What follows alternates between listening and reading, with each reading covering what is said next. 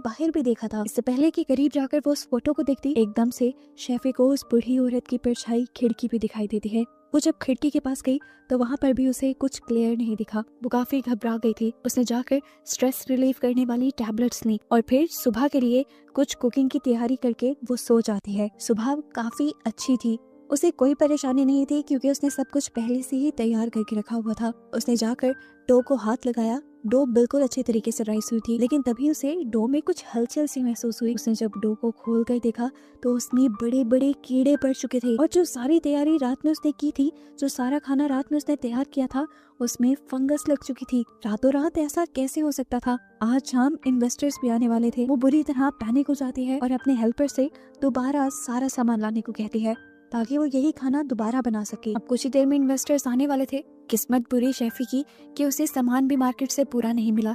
उसने जल्दी जल्दी में एक नॉर्मल रेस्टोरेंट वाला खाना बनाया। कुछ स्पेशल वो इन्वेस्टर्स के लिए बना ही नहीं पाई। ऐसे में पहला खाना खाकर इन्वेस्टर्स ज्यादा इम्प्रेस नहीं हुए, लेकिन शेफी ने डिजर्ट काफी अलग बनाया हुआ था। उसे उम्मीद थी कि ये खाकर सारे इम्प्रेस हो जाएंगे। उसने जैसे ही उसे सर्व किया तो देखा कि उसके अंदर से भी कीड़े निकल रहे हैं और बूढ़ा आदमी उसे खाने वाला है। वो उसका हाथ पटक कर रोक देती है, हालांकि वो जानती थी कि ऐसा करना बहुत ही बुरा साबित हो सकता है।